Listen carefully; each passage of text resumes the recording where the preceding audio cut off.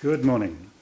Not a long video this time, just to show you my turntable, which I actually made myself, all of it. I've tried loads of things. I tried that Pico one, and then I tried to motorize it. It was horrible, it didn't work properly, or the axle isn't good enough, or whatever. And then I tried to make one myself with wood.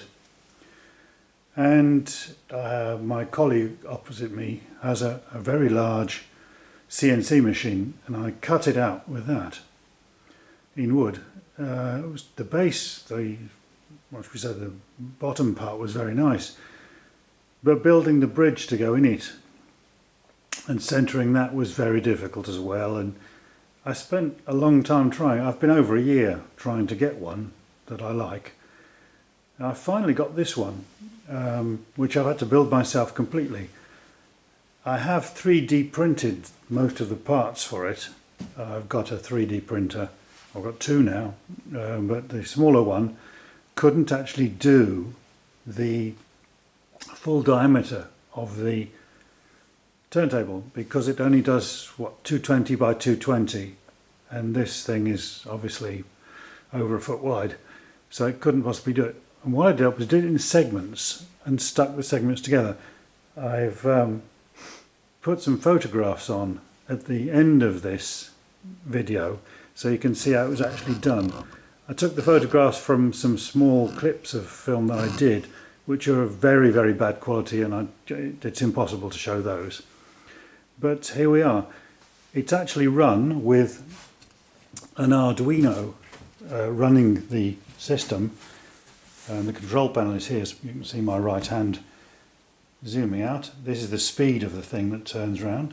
This is left and this is right. This is on and off. It's got 5 volts and 12 volts. Here's the little motor thing is underneath here as well. I don't know if you can see that. It's a perfectly ordinary Arduino, so it's not expensive at all. It took me a bit of a while to actually program it, which is, so as you can see, it works quite well. And it's quite quiet. The first one I did was desperately noisy. It was really evil. The locomotive that's on the turntable at the moment is a very special one for me, because if I zoom in on it a bit, if I can, let's have a look at this, go in there. It's actually, believe it or not, a late 50s Triang printer. I think it's R50 is the number. It's pre-Hornby.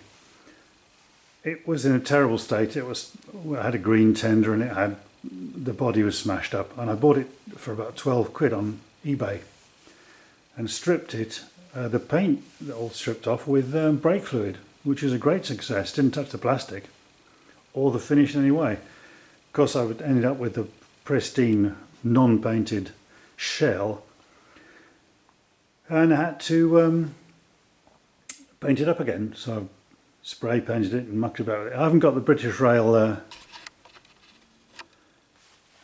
Rail stickers for the tender and the cab, but I'll get those. It was quite difficult to paint the red in the nameplate there. I must admit, it took me a couple of goes to do that, but I think it looks really nice. The buffers, of course, are brass, as they always were in the old days. And this is what I had.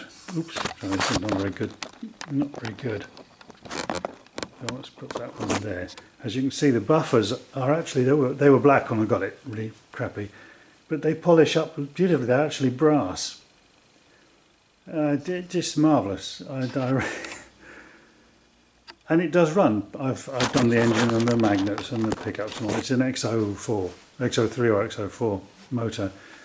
Unfortunately, it only has 2 of the wheels on the locomotive as pickups. The centre of the 3 drive wheels are flangeless to go around very, very tight corners. In the old days, when I was young, very young, the curves were pretty old, radius 1. 6x4 boards were considered enormous, and the layouts were very small.